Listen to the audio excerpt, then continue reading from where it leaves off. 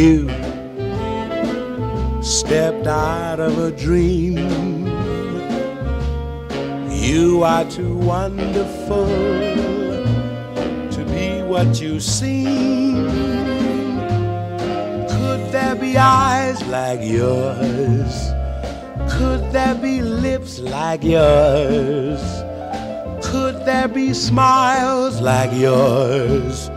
Honest and truly, you stepped out of a cloud. I want to take you away from the crowd, and have you all to myself, alone and apart, out of a dream, safe into my heart.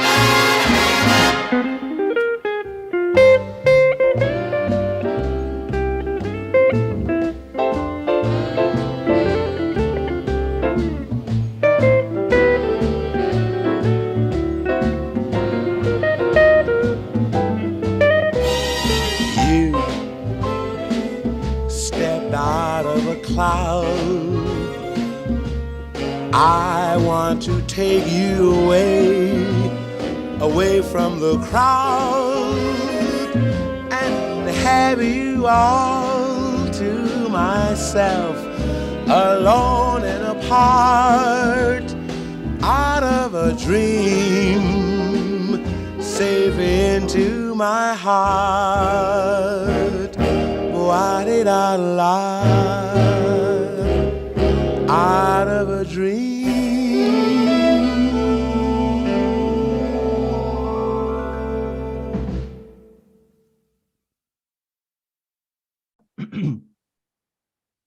Hello, Garland Gabbers, and welcome to another episode of the Garland Gab.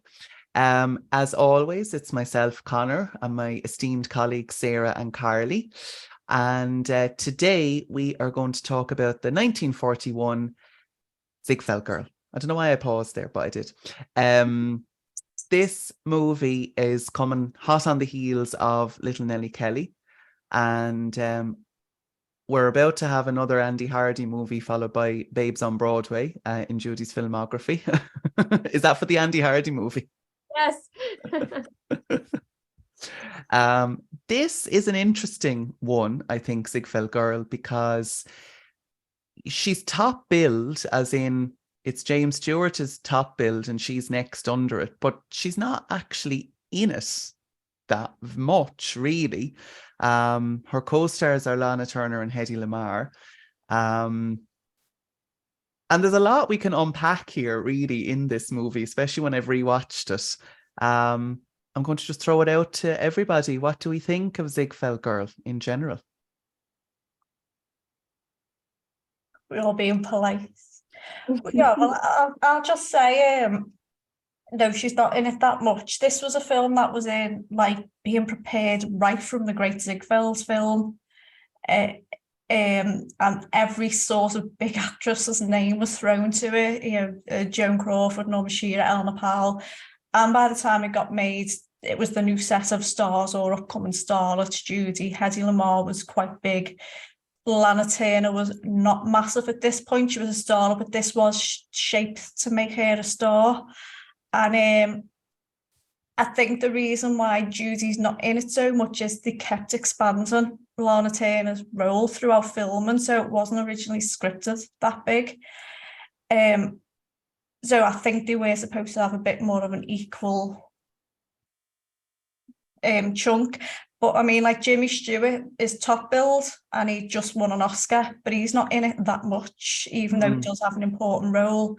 He was given top billing because he really didn't fancy the role, because it is beneath him, I think. But I will say, after seeing Judy,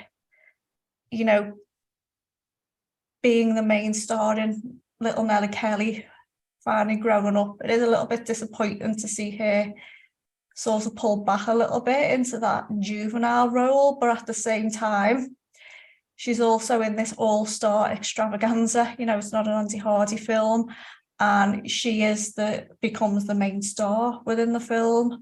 Yeah. And then I'll go on about an image more, scene by scene, because sometimes it's like it's portraying that ugly duckling image, and then sometimes it's not. Agree. So I'll point it out as we go along. Yeah. What about you, Carly?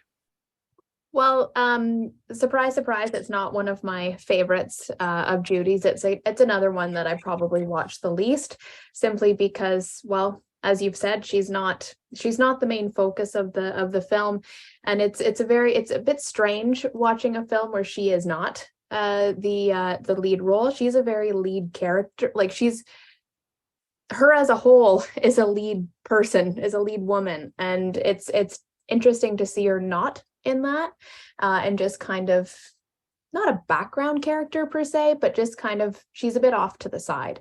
As her big numbers, which I love her musical numbers in this film, but it's overall it's an interesting film. I like to see her acting alongside other strong female characters, because that's another thing we don't typically see from Judy. She's the lead woman, and that is it in the rest of her films. So it's neat to see her interacting, especially with Lana Turner, which we all know in the you know, there was always that little, they were head to head outside of the film. So it's interesting in that regard, but not really one of my favorites. Yeah, She's and it's though, I will say, like, her scenes what? are very cute. She's adorable in it. Her scenes are always very cute. She's very cute in this one, yeah. yeah, like it's a long film as well. What is it, like over 2 So hours? long. Yes, so long for that time period. I had to have this as the reference for a couple of things here, which I just see is the running time. And yeah, it's 134 minutes, which that's a long film. But then it is. And it's very, I just think it's a big soap opera. It's a big melodramatic soap opera for the most part. Judy's kind of the relief, I think. Yeah. She doesn't have the heat, you know, such hearty.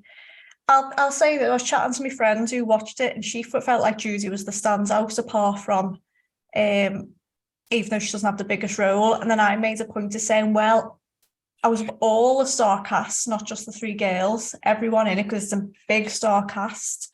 Even Dan Daly pops in there at one point. She's the only one who has to act, sing and dance, and she also has to do comedy and dramatic scenes. Yeah. Nobody else does every single one of those all the way through. Mm-hmm. And going back to reactions, sorry, I meant to put this in. This was when I used to have my list of films I wanted to see. This was quite high up, because I've always loved that early 40s Judy. And it was one of the last I saw, because obviously me coming from a little bit of an era before use, it's now available on DVD really easy, but it wasn't back then. And Charles is Waiting was the last one I saw, and this was the next one. And when I saw it, I was 15. I was so disappointed with what I saw. Mm-hmm. I mean, that's understandable. It's not a Judy Garland musical, is it? It's, you know, an ensemble piece, you know. And I do think, now maybe I'm wrong, or I should say, feel free to disagree with me. Yet again, Judy's acting is the most natural in the whole thing, that has not dated. I think Hedy Lamarr is fairly natural and hasn't dated either, but sorry, Lana, her acting style is so dated to what we're used to today. And yet she got all plaudits at the time, but it just shows you, doesn't it? See, Yeah. Hedy Lamarr was, as we know, such an intelligent woman. I was going to bring up, I don't think she particularly wanted to be an actress, and she never looks that interested, but maybe that helped her because she's not trying too much. Yeah. She was one of Didn't she invent something that we use for Bluetooth to this day? Channel Yes. hopping. Yeah, spread spectrum channel hopping, but she got no credit for it. Wow. Yeah. It's incredible. Yeah. Yeah. And Connor, I would have to agree with you on that, and that's what has helped Judy transcend over so many generations is her style of acting. It's not dated. It's the way she speaks in her movies, the way she delivers her lines, just the little tidbits that she always ad libs or the faces that she pulls, or it's always been very, very natural and not of its time. And that's definitely why she still has so many fans to this day and so many new fans. So I would definitely agree with you on that one. She does very much still have her, I saw a lot of Betsy Booth in this role for some reason. It's just the way she jumps around and she's all like, she's pulling out her hands in almost every single scene and like she's kind of uppity, woo. I noticed she was sort of using her I call it a baby voice again. Yeah. In a lot of it, where he's in like Strike Up the Band, she doesn't use that. And in the early part of Little Nelly Kelly. Yeah. And we know that wasn't Judy's real voice because we know her real voice was a lot deeper. I was wondering, was it because again we might touch on it a little bit more later, but it does seem in her earlier scenes she's been dressed a little bit more juvenile. Maybe not even juvenile, but a little bit younger. And then by the time she's actually in the Ziegfeld Follies, she is more glamorous. Her hair changes, her outfits seem to change. So I wonder, is she just trying to play it a bit younger at the start? I think she is meant to be 17, isn't she? I wouldn't mind betting she's probably turned 18 or because she's talking about getting engaged, isn't she? By the end. I will say though, I actually prefer a younger hair, less glamorous hair to that Norma Shearer style hair. Oh really? I actually loved that when I saw it. I just think her little 40s thing is so cute. Not so much that these one or two costumes I've got an issue with in this, and then a few of them I think are lovely. But no, I just think it's that cute, a little 40s style hair. But I understand why you love it because we never really see that on Judy, that style, do we? No, I'm thinking of like the bathroom scenes and with Lana later on that we'll get to. Like I'm really just was struck because I have it on Blu-ray, and I will be honest, I haven't watched all of Judy's scenes on the Blu-ray. I think I just watched Minnie from Trinidad when I first got it. So watching it again on Blu-ray, I was just struck by how absolutely glamorous and gorgeous she is in those scenes.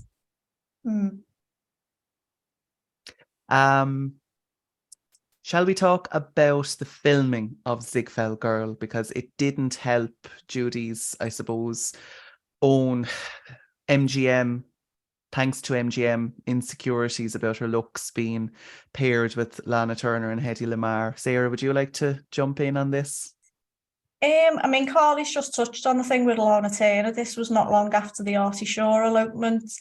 Judy and Lana generally were friends throughout most of their life. You know, they did get on, even though I think she probably didn't stimulate Judy that much from some of the things I've heard, you know, the peaceful vows. But I know they were friendly and they lived in the 50s. They lived next door to each other.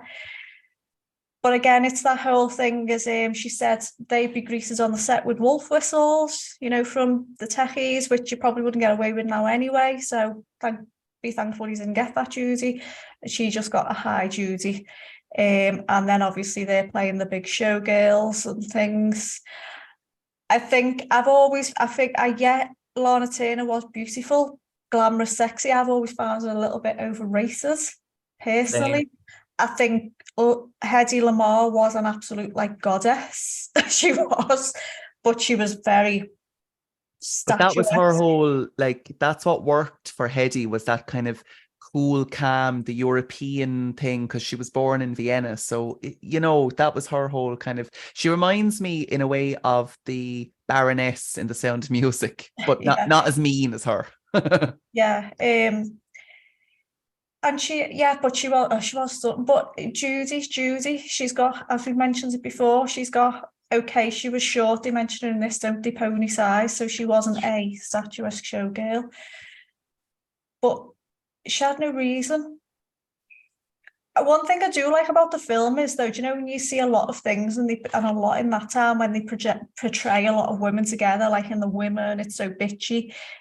These three girls are in this film, they're very friendly, they support each other, they're very loyal to each other, they have each other's backs, and I really, really, really like that. Mm-hmm. And there was probably a little bit of an element of that offset, despite the Judy Lana Turner thing, because I think as well the Artie Shaw marriage has already gone to pot by this point, hadn't it? And I think Judy had a crush on Tony Martin, who was dating Lana Turner at the time, even though Judy was engaged to David Rose. It's much drama off the screen as well. But no, I just think it's just ridiculous that she always wasn't her fault, but she always had to compare herself when Mm-hmm. they didn't have any of her talent. And she was lovely in this film. Mm-hmm. It's interesting as well. You said something there that made me think of it. There is some very sexist elements in this movie. Oh, when you were talking about the three girls supporting each other and being friendly, which is great to see. But outside of that, there's some very sort of sketchy things being said. Does that involve the men in the lives by any chance? What? Does that involve the men in the lives by any chance? Yeah. You know, even some of the scenes early on, I was debating when I was rewatching it, would I watch the whole thing? But I did just rewatch Judy's scenes, and but I watched a few of the early scenes, and when they're testing the girls in the office, you know, she comes in and he says, "Take off your hat," and she's like, "Is that all you want me to take off?" There's a few things I'm just like, oh boy, you know. Mr. Slayton, Miss Sawyer. How do you do, Miss Sawyer? How do? Take off your hat and smile winningly. Yes, sir. Just my hat? Yes, just your hat. Shall I give an overview of the plot?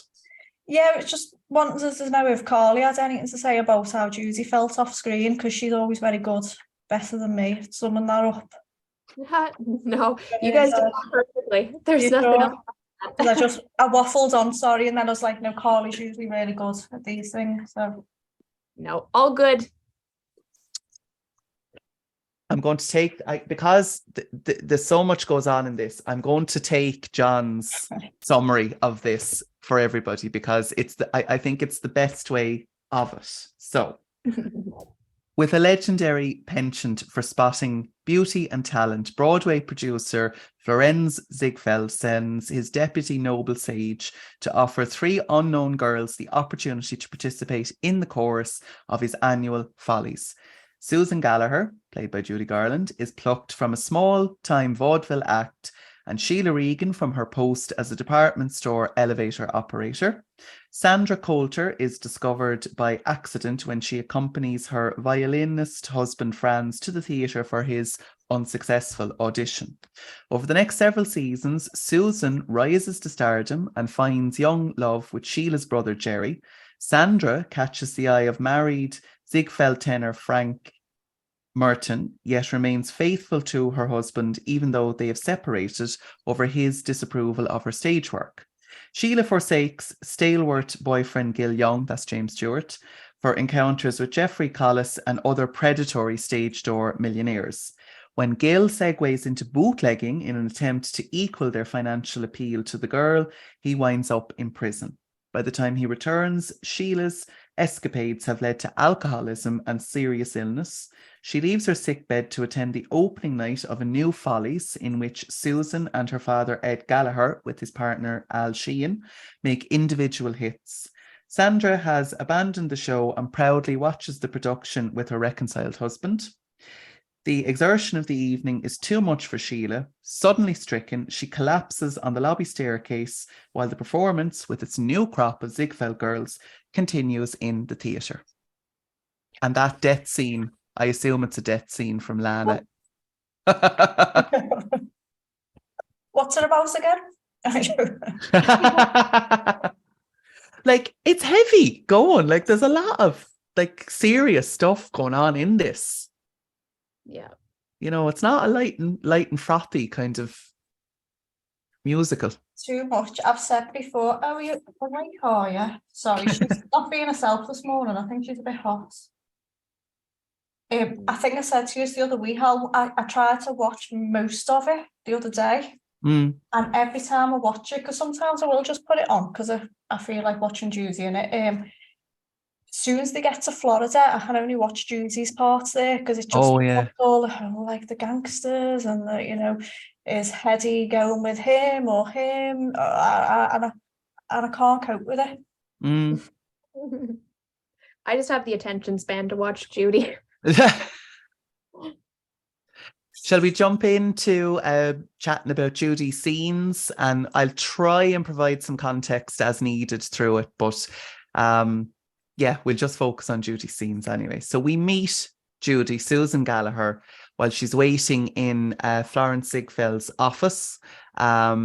Presumably, they're trying to invite him to go and see Susan and her dad perform. And Lana's character has been invited from her job as the elevator operator to also come to the office. So that's the first meeting between Lana Turner's character, Sheila, and Judy's character, Susan. And this is the first outfit that I think is overly juvenile on Judy. I don't know why she's dressed like this, but thoughts and opinions. It's Betsy Booth. Yeah. There it is. She's, again, as Carly said, she's that uppity kind of childlike in this part. Mm-hmm. Yeah, that's all I'll say. The hat's a bit silly as well. What about you, Carly? Same? I don't have a whole lot to say. Well, we segue directly from there to Ziegfeld. Mr. Ziegfeld has asked where they're performing. They're performing at the Harlem Opera House. So we segue directly into Judy and Charles Winninger performing Laugh. I Thought I'd Split My Sides. Charles Winninger has popped up yet again in another Judy Garland movie, and yet again as her father, but not as obnoxious as Mr. Noonan this time.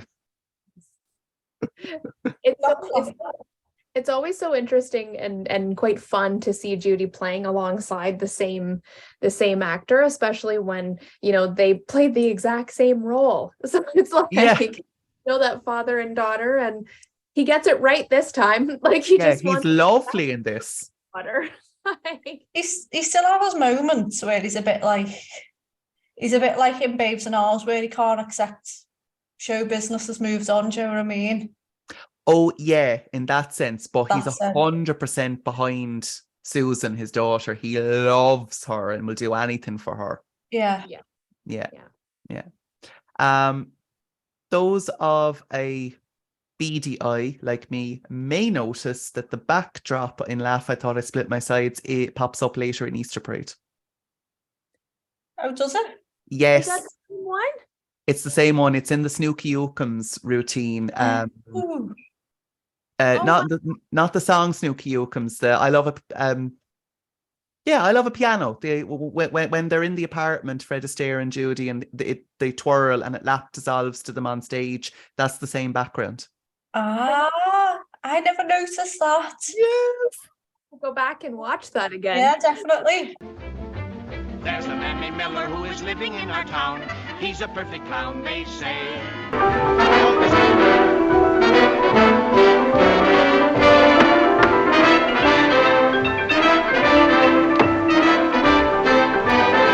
Perfect. Yeah, it's the same background. That's hilarious. Wow. What do we think of Laugh? I Thought I'd Split My Sides as a musical number and all the little bits of business going on in it. Oh, I love it. Like it's one of those things. It's back to her roots. It's back to her vaudeville roots. And I always love those musical numbers with her. And it's just a fun number. And it's an earworm. Boy, I'll say that. Yeah, I agree. I like it. I do too. Yeah, it's fun. Cute. And again, if you before Judy takes the walking stick thing off Charles what's his name? Charles Winninger, whatever it is. What's his name in the thing again? Gallagher. Thingy Gallagher. Ed, is it? Gallagher, yeah. Ed. Christ almighty. Yeah. Before Judy takes the walking stick off Ed Gallagher, you can see she does this little take, like she's playing up for Ziegfeld, who's supposed to be in the audience, but it's just the look on her face where she gets the idea, then goes with it. Like, it's just very Judy that these little things are in there to spot, you know? Yeah, which she's probably her own instinct, as we've said before. Yeah, I'd say so. I quite like the costume as well. I Me think too. it's quite cute. Yeah. Yeah. Fabulous legs. Mm, You know? always. Yeah. Are we okay on laugh? I thought it split my sides. If we move on to the dressing room scene. Yep. Okay. Okay. Oh, hello. Hi, Lucy. Hi, Lucy. Evie, is that on the telly? Evie, doggy. Evie's just having none of it. She's sat there, but you can't see her. All right, Lucy. Oh, you can lay she's down. gorgeous. Hey, where is she? Lucy. Look. No, she's being shy. She's Yeah. being camera. I was trying to get Evie to look at her, see what she does, but she's not playing. There she is. Oh, look at her carrying a little toy. Oh. Brought you a toy. Lucy's gonna take my place for the rest of the podcast. The dressing room scene directly following laugh, I thought it split my sides. I suppose the whole kind of setup of it is that they're waiting for Mr. Ziegfeld to come and bring their act to the Follies. It turns out Mr. Ziegfeld is only interested in Susan. Yeah, I like this little scene. I love the way he takes off the sort of wig thing. It's actually very realistic, the hairpiece that he's wearing. Yeah, Sarah, you had something to say on this one. So my point in this scene is, I really, really like it. Judy looks adorable here. She has some really good close-ups. Is obviously he sent his right arm, hasn't he, Mr. Sage? His name is, I think. He says, I'm not interested in your act, only your daughter. And so they don't know the extent of Susan's talents by this much until she auditions later. Does this mean that they felt like Susan was attractive enough to be in the Ziegfeld Follies? I am assuming. Because that's a good thing in my mind, considering Judy's whole image. Obviously, they didn't see her as a statuesque showgirl, but they obviously saw her as a little chorus girl or something. This was going to be my question, I suppose, in the next scene as well, because the whole next scene is, you know, she's not the showgirl. But in the next musical number, she sort of is.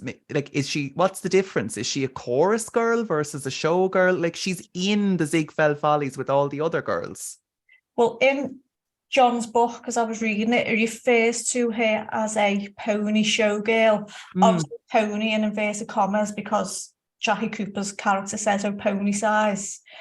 I tried to research this yesterday to see if there was like different kinds of chorus girls, but I'm presuming because the Ziegfeld Follies did incorporate all different kinds of acts, that they must have had ones that weren't that statuesque type, but they were pretty. Mm-hmm.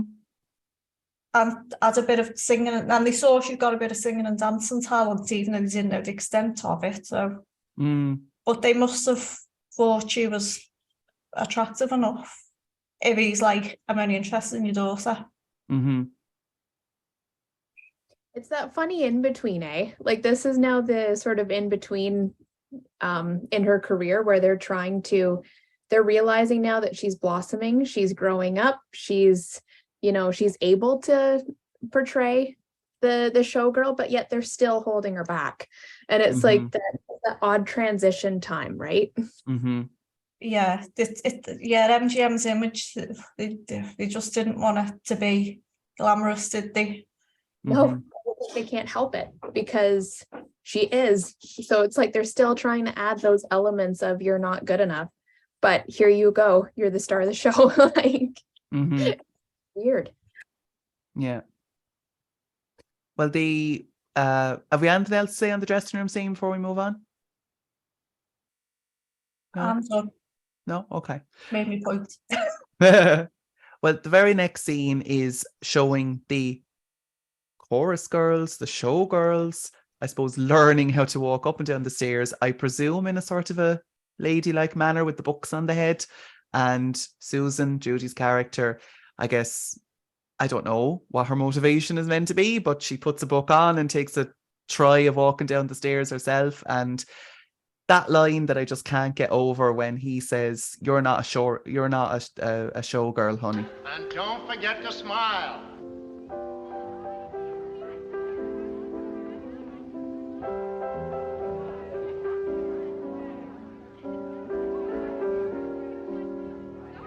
Oh, I'm so sorry. Oh, I'm sorry. Hey, come up out of that hole, baby. You're not a showgirl. Sorry. Yeah, come out of that hole, you want to go showgirl. But why didn't they tell her that before they let her line up to go up the stairs? Or did she just walk in there and just start doing it? I don't know. I really don't know. Hate it. I really do hate it. What you say, Carly?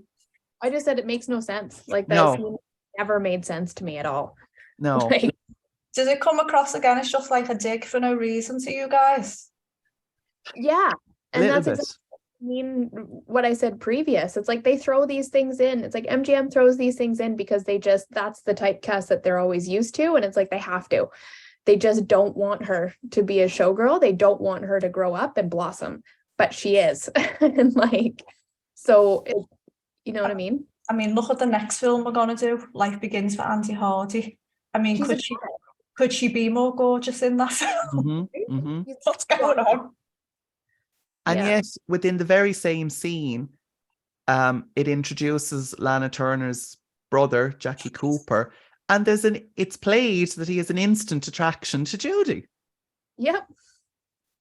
Now, by the way, why he's bringing Lana Turner her lunch is just beyond me. And he just wanders into the theatre or the rehearsal space or wherever they're meant to be. I assume it's the theatre because he owned the New Amsterdam Theatre. So, like, because your brother could just walk into your workplace and be like, there's your lunch. Anyway. It embarrasses us, doesn't it? Like, my mum told me to bring you this. Yeah. Yeah. Again, though, that obviously they've got Jackie Cooper playing her boyfriend, who was also involved in the Artie Shaw fiasco. Oh yeah, that's right. I completely forgot about that. This film, or did they just decide they might as well have brought Artie Shaw into it as well? Yeah, let's just reunite all these key players. Do you want me to run through really quickly what role Jackie Cooper had? Go for it. Please. So for those of you watching that don't know the story, Jackie Cooper was basically Judy's scapegoat. So when Judy was, kind of secretly dating Artie Shaw, it was Jackie Cooper that she was basically telling everyone that she was with that would pick her up and take her to Artie Shaw. And so he was like the go-between, if I'm remembering that correctly. Yeah. Okay. Poor Jackie. Yeah, they did date earlier when she first came to Metro-Goldwyn-Mayer. Yes. And I think it was a bit of even though she didn't date Freddie Bartholomew, it was a bit of he liked her more than she liked him. Yeah, exactly. But And didn't he? Go on. I was going to say, and then years later, I don't know why she said this, but Judy claimed to have never met Jackie Cooper. Yeah. And that was I think that was on the Jack Parr show, in, I want to say, her 1967 appearance. And he was asking her about all the old players at MGM and what her thoughts were. And then they get to Jackie Cooper and she goes, "Oh, I never met him." But it's like, you did a movie. Do you think she was getting a mix up with Jackie Coogan? Oh, that could be. But I'm sure she met him as well, Yeah, I never thought about that. She had also claimed to have never met Fred Astaire too. So prior to Easter Parade. Even Yeah, she said she was scared to do the kiss. Well, so Sidney Sheldon said she was being a bit wary about the scene, and she was like, I've got to kiss him and I've never met him, but these photographs of them. In fact, Gene Kelly's in one of them. Yeah. Funny. Judy's next featured in the dressing room where all the girls are getting ready to go on for their opening night at the Follies. I have to give special shout out here to Eve Arden, who plays the wise-cracking Patsy showgirl, who seemingly has been there since the year one. I live for her wisecracks in these scenes. I think they are brilliant. And then we go into the You Stepped Out of a Dream number, which is what I was referencing earlier. So we see Hedy and we see Lana with the arms out and they're walking up the stairs. But Judy is also in the number, we think, as a chorus girl in her tinsel. I was going to say dressed in tinsel. She says in the scene she's run out to see the audience and the women are dressed like Christmas trees and the men are like penguins. Well, Judy's costume is like a Christmas tree as well. Yeah. What do we think? Can I make a point about the dressing room scene? Of course. That absolutely gorgeous close-up when he's giving a speech. Yes. And then when he is predicting all of their futures, basically. It's foreshadowing. And obviously Judy, as Susan, knows she knows she's in her head now, I'm gonna be big. And it's when he stops and the camera pans back and Judy's facial expression where you can see her sort of thinking and working things out. Again, I think that's a Judy thing, not a director thing. Mm-hmm. I just think it's so it's so subtle, and the areas where she's so underrated as an actress, these little things she'd throw in. Mm-hmm. You Stepped Out of a Dream is nice, but I think it's a little bit of a slog. I'm not the greatest fan of Tony Martin's singing, I'm sorry. Yeah. I don't mind it, but I fast forwarded it. I think the costumes are kind of fabulous, especially Hedy Lamar's one. She literally looks like a goddess coming up out of the floor. Do you know Judy and her other little chorus girls coming down that thing and doing this? Right, I've seen pretty much all of those girls in Strike Up the Bands and something. That camera work on them is terrible because they all look, even Judy, sorry, Evie. They don't look good. The faces all look funny. They do. I can only guess it's something to do with whatever way it was lit for the tinsel dress thing that they have on. It's not the most flattering close up. No, for any of them. Yeah. And they all have a funny face on them as well. I mean, I don't know what you're supposed to do when you do that, but it's like, Yeah. It's really weird.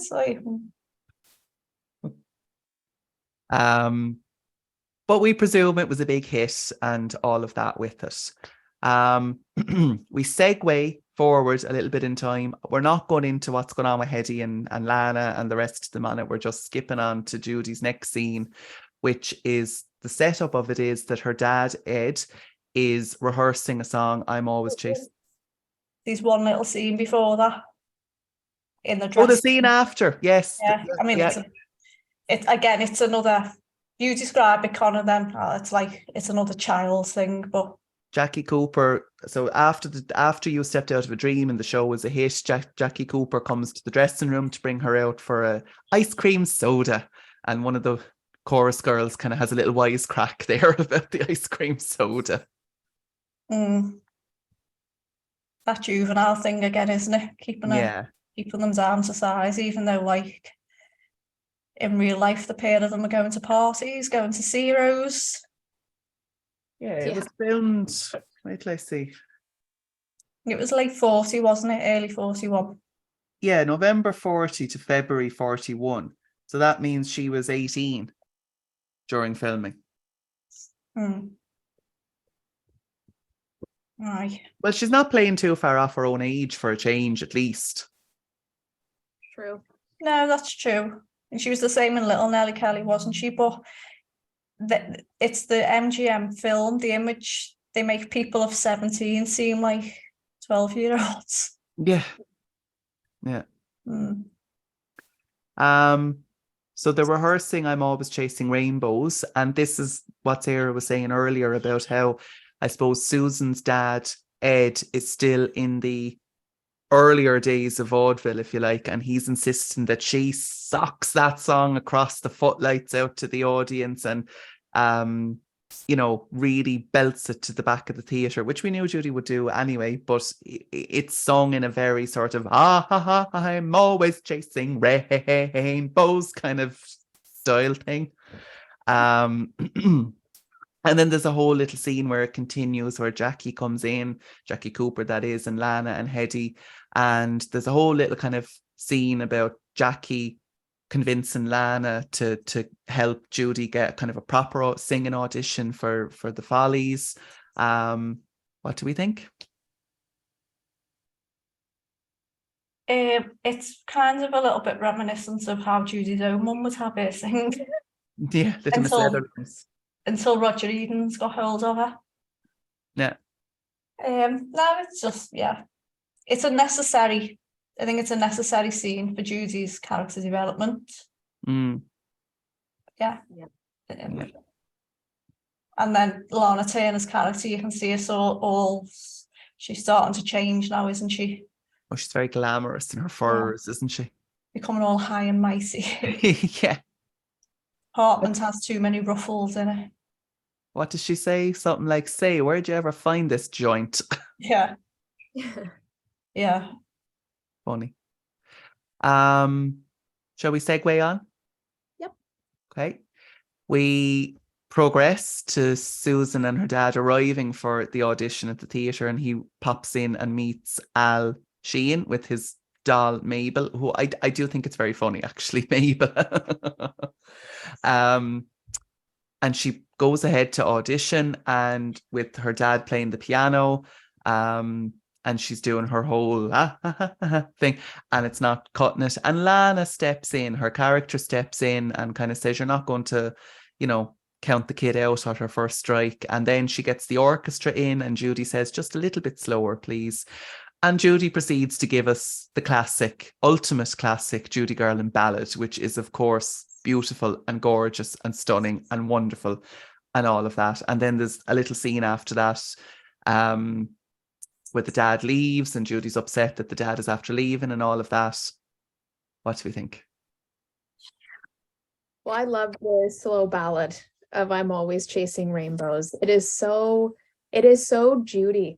And it's incredible how it's, oh my God, words are hard for me today. All of us. Oh boy. It's such a nice connection to the Wizard of Oz. That little bluebird, I'm always chasing rainbows. Like I always thought it was such a clever tie-in. And it's just such a beautiful ballad. It's definitely, it's up there amongst my favorites. And all those close-ups, oh my God. Close-up queen. Yeah. Go. I'm always chasing rainbows,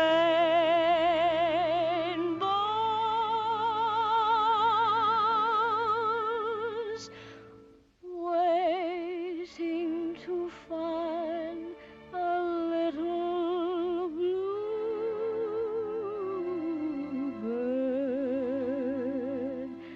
in vain.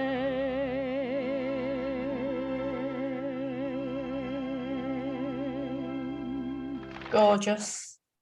Lana and Hetty have got nothing on it in those close-ups. Nope. This is probably my favourite part of the film. Mm-hmm. It did used to be Minnie from Trinidad, but I don't know whether it's allowed to be anymore. Yeah, we're going to talk about that later. Yeah, I just agree with Carly. Gorgeous. Some of those low notes as well that she just gets with ease, and the notes she holds. And I just love the way everyone's watching her. I do really like Lana Turner in this scene as well. She's so sweet with a reaction to her. And it is heartbreaking because she knows she's sort of going against a dad who she adores, even though he supports her in the end. Yeah, just gorgeous. Yeah, gorgeous. Have you guys heard the outtakes too? I think it's the fast, the uppity version of I'm Always Chasing Rainbows, where I don't know who it is in the background, but they're teasing Judy and goes, What's the matter? You're revolting. You're a what? Them. They're saying you're revolting, but they're saying it, you're revolting. Have you heard that? No. Oh, it's hilarious. I'll have to try to find it and send it to you guys because I think it's actually her that says you're revolting. I'll have to listen to it again, but she plays along with them, and it's quite funny to see them or to hear them. I really need to listen to more of those outtakes. Oh, it's amazing to see her. Well, not see her, but to hear her and what she's like in real life. Because hi Lucy, because she that's where you see the true Judy. That's where her real voice comes out, and that's where you really see her side of it of humor when she's in there. And we can presume then that Susan has been successful and she's going to be brought into the Ziegfeld Follies as a singing act. And her dad teams up with Mr. Sheehan and they're going to hit the road to where Hoboken, New Jersey. I'm not even saying that right. And all these funny places. And I suppose the scene after that is Judy's character being sad and upset that she's leaving or her dad is leaving. But I mean, it's all very cute and very sweet, and she plays it beautifully, and he understands that she had to do what she had to do, i.e. sing it slowly with the orchestra instead of fast with him on the piano, and everybody's fine at the end, and Jackie Cooper pops in at the end, and that's not even a great summary, but that's yeah, the scene with Jackie Cooper, I think it's just sort of starting, it's just re-establishing their relationship, isn't it? Mm-hmm. But they don't have anything to do romantically, really. I mean, it cuts before they kiss in this. They were clearly about to. She turns away, doesn't she, to the door? Yeah. And he's just left standing there like... It's like they've got nothing romantic to do, but it's kind of like they have to keep throwing these scenes in where they say things to keep, these two are a couple. Yeah. Well, Judy's character promises to keep an eye on Lana's character. And we next see Judy in Lana Turner's bathroom, where Lana's like, this bathroom is massive, first of all. And it cracks me up. Yeah, Lana's knocking back champagne and Judy's kind of trying to get it away from her and pours it over her orchids or something, and they don't even look like orchids to me. And Lana hops in the bath and clearly is meant to have just stripped naked in front of Judy, and just is in the bath then doing a full showgirl thing with a headpiece on, and it's the way yeah, I think you're gonna say it. The way Judy's just staring at her when she strips off. Okay. Or the way she spills the thing was so deliberate. Yeah. She spills the champagne. I think you pointed it out before, we can now see that Susan is now glamorous star. Yeah, the hair has changed, the outfits have changed. Even though I prefer the other hair. Mm-hmm. But you can see she's got stronger makeup. But no, this scene cracks me up. Yeah. Me too. It's bad. So sorry to cut across. She's meant to be the youngest, but she's like the little mother hen. Yeah, she is. Yeah. She's trying to mind Lana, and to be fair, the scene after this then, so Lana receives a visitor from, it's Jeffrey, is it? He's one of these stage door Johnnies out to take her on the town. To be honest, I can't even remember the full context to this. So the scene between Jeffrey and Judy, I don't even really understand what she's trying to do or not trying to do. She's trying to get him to marry her. Yeah. That's it. She just basically feels if she settles down, she might be happier. Better, yeah. Mm-hmm. You might save her. Yeah. That's it. He offers, she gives him a cigarette and lights the cigarette or whatever and gets him to sit in the different chair and gives him an ashtray and just kind of... Can I say her facial expressions are on point in this scene? Yeah. I love her methods of cornering him into she's always good at that.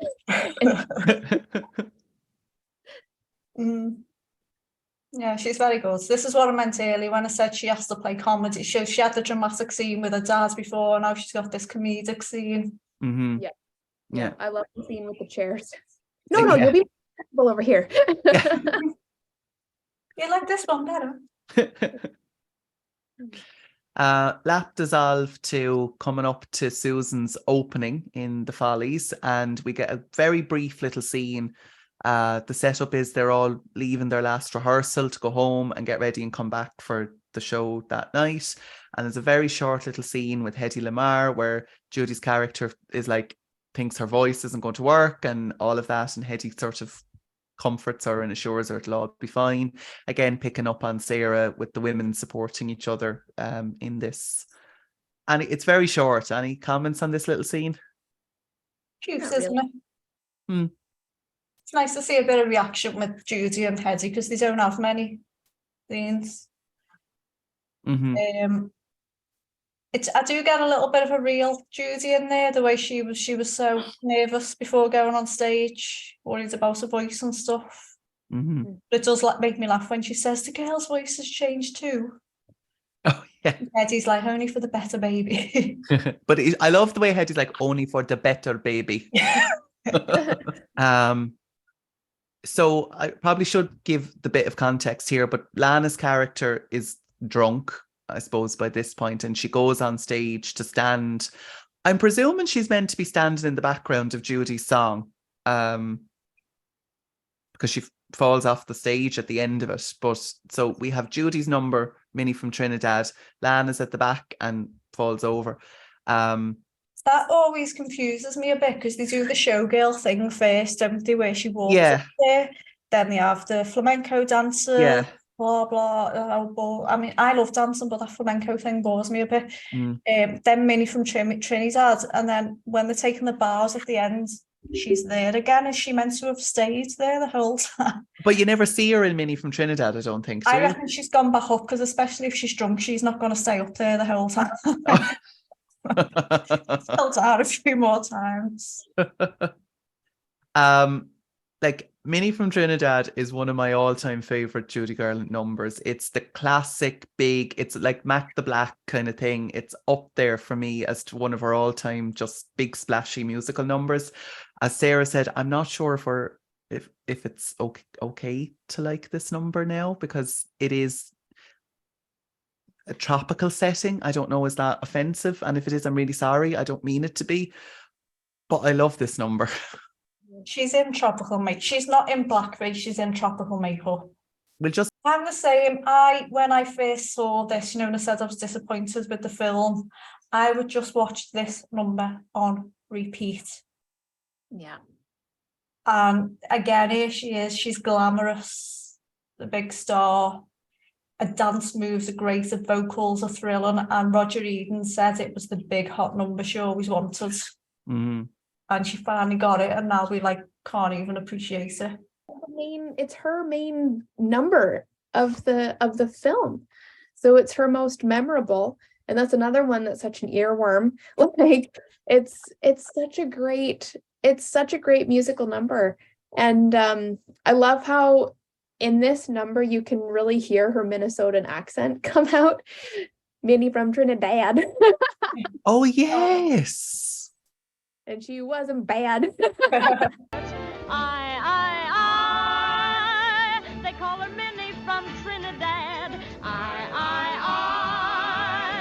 She wasn't good, but she wasn't bad. I love her little eyes, the way she varies them and stuff, and I just think her vocals are just really, really good. Because really she's still only 18. Yeah. It's a strong number. I absolutely love it. And you can totally tell, by the way, that when she's pulled up on the stick, that is not her. That's not her. That was a stunt double. Yeah. The other thing, the magic of Blu-ray has shown us, I don't know if anyone else has spotted this or what I'm about to say. I haven't got the Blu-ray. Go on, what? So, the way that in the middle of the number, she's got the horse and she's cradling the horse, and then they lead the horse off. Yeah. The horse has done a little pee-pee on the stage. No. Yeah. You can see it in the Blu-ray. Oh my God. Gotta get the... But that's so fun. I hope they treated the horse, but the donkey, isn't it? I hope they treated the donkey. Okay. I hope they treat it okay, because donkeys generally aren't treated well. That That's is so hilarious. Yeah, I'm surprised it wasn't reshot or redone, or I don't know, but it's definitely there. There's a puddle on the floor. I think John Fricke said this about a lot of things in films, like the continuity errors in The Wizard of Oz. They weren't expecting them to get watched over and over. No. So they probably thought, oh, I'll notice that watching in the cinema. Plus, it's a big shot. Like it kind of goes from close up to a big pullback, and there's probably a lot involved in doing that shot. So I don't know if they even noticed it. They may not have even noticed it until after it was cutting in the can. Maybe, yeah. Although I would, because there's dancers around it. You think somebody would have said, "The floor is wet here." Yeah. This was a Busby Berkeley number, wasn't it? Yeah. So that's another thing. Judy had to put it with Busby Berkeley as well, which the others did. I meant to say at the top of this as well, this was not an Arthur Freed musical. And you can tell. Very different. Is it a lot more glossy, happy, go lucky, aren't they?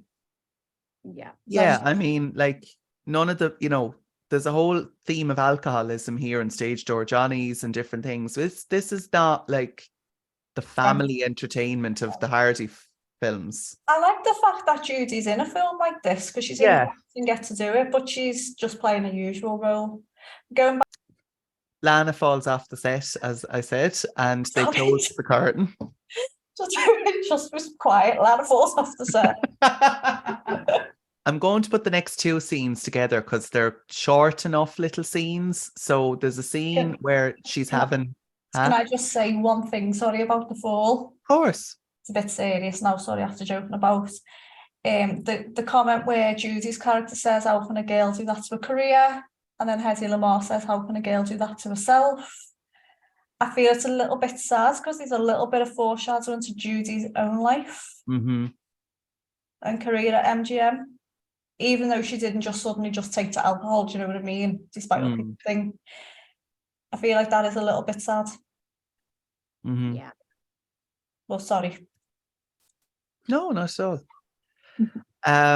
We have a short scene where Judy's having that ice cream soda with Jackie Cooper, and it's, I suppose, Judy just makes a reference to Prohibition. And no, who makes the reference to Prohibition? Does Judy? Oh yeah, Judy says, do you think they'll ever introduce a prohibition on ice cream sodas? And he says, I wish they had on alcohol, which doesn't really make much sense because James Stewart's character was put in prison for being a bootlegger, so I assumed it was the time of Prohibition. But obviously it's not. I don't know. It's just before the 20s, this is set, isn't it? You see, I don't know, because later on, Dad Gallagher says, what year did the Follies begin? And he says 1917. So we have to be in the 20s because... It's in the 20s, yeah. Yeah. So we probably are in Prohibition then. But yet Lana's not come back to drink publicly. I don't get it. Anyway, it's probably just one of those little inconsistencies, like John said, that there wasn't really much thought to and analysing it to this level. And the next scene then is Judy in the, what's his name? Mr. Sage. Mr. Sage's office, and the other fella. Is the other fella, called Mr. Satan? Let's have a look. Is it Clayton or Clay? I have got the book here, but it's like leaning on the thing. Sage and Slayton. It's nearly Satan.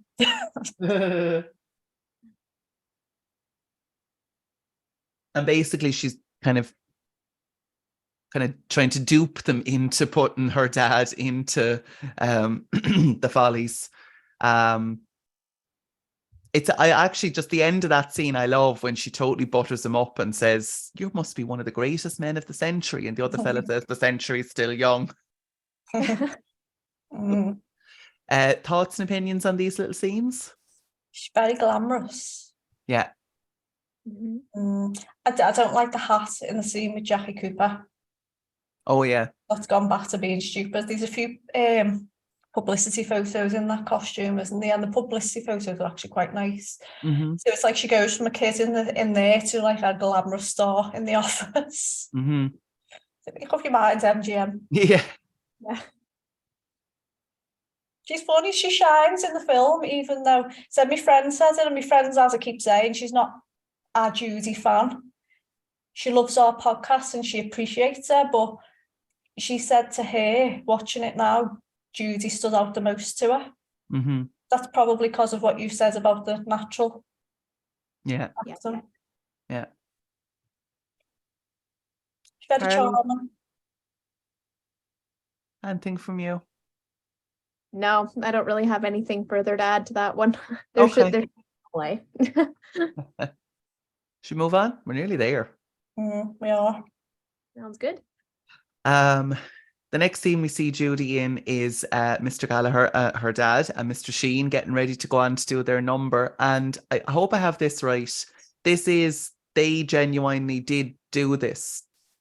No, Mr. Sheen is the Mr. Sheen from the song, the real song. And he did do this number in the Ziegfeld Follies. And Charles Winninger is playing Mr. Gallagher. And there really was a Mr. Gallagher with the real Mr. Sheen, who is in the film. I believe so. If that makes any sense. Yeah. I actually, guilty pleasure, I really like the number. I do too. I was going to sing it. I enjoy it. And all the backstage interaction and all of it. I think it's very cute and it's actually quite funny. Is it hokum, as Gene Kelly says in Summerstock? Yeah. But there is success and Judy's thrilled for her dad. And she looks, I keep saying it, I think she looks absolutely, I do like her hair in this bit. She looks gorgeous backstage in a little robe. Mm-hmm. Waiting for her turn. I think we have at the end of this, I think it's implying, isn't it, that Jackie Cooper's character is going to propose to her soon. Mm-hmm. Because there's also a scene with Jimmy Stewart and Lana Turner. One of those drawn-out dramatic scenes where she asks how Jerry's doing, and he says, well, he asked me what I thought of long engagements. So I think it's hinting that these two are on the verge of getting engaged. For a long engagement. Yeah, even though there's not a shred of romance between them whatsoever. And we're on to the finale, which was not the original intended finale. The original finale was to be We Must Have Music with Judy and Tony Martin in it. We'll talk about that in a minute. But the finale is Ziegfeld Girl, You Gotta Pull Strings, and the wedding cake from the great Ziegfeld kind of cut in at the end there as if it's Judy on top of the wedding cake on it. Again, I think she looks stunning here. I don't like the song Ziegfeld Girl. The song You Gotta Pull Strings is a little bit silly, but I think she looks gorgeous here in her fluffy, feathery kind of things. I think the song Ziegfeld Girl's a bit insulting nowadays. To be the perfect Ziegfeld Girl, you needn't have much knowledge. Oh God. Yeah. Labelled, it's what's labelled glamour, not grammar. Oh boy. Bad. But she looks lovely. I am glad that they changed the finale. Not that I think it's not great, but it works better to round up the film than the We Must Have Music, because the We Must Have Music's sort of got nothing to do with the film. Mm-hmm. And I like the fact that Judy gets the closing shot. Yeah. As it should be. Yes. And can we please just talk about Lana's fall down the stairs, her death scene? Thinking that. It just gives me life. It's so over the top and so dramatic and just Yep.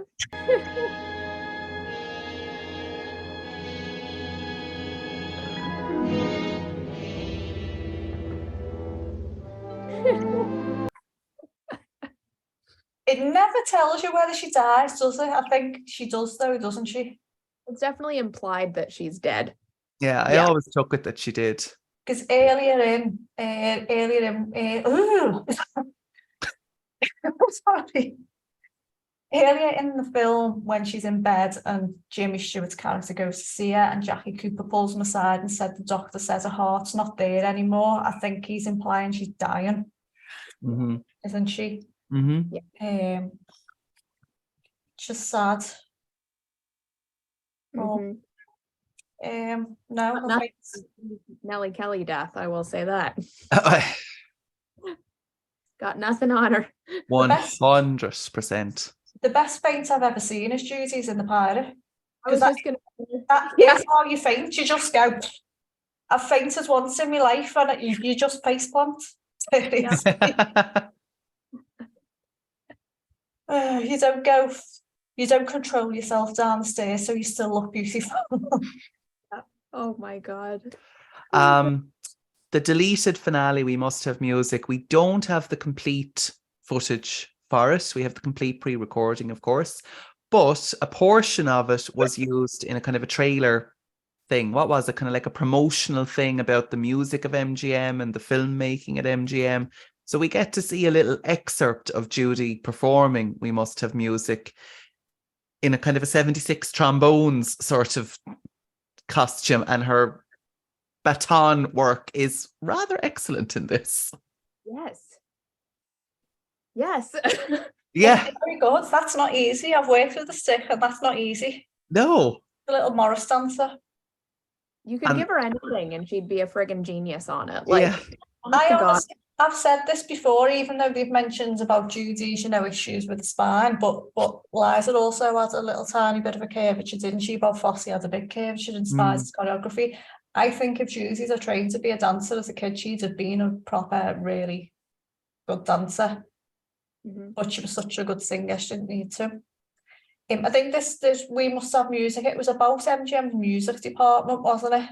Yeah, it was music related, obviously, wasn't it? Yeah, and there's a little outtake of them rehearsing Hoedown for Babes on Yes. Yeah. Which I never understand. Like, is Busby Berkeley, when he's in the white kind of outfit and he's showing them, is he just going ho, ho, ho? Is he just saying ho over and over again? Probably. And I'm like,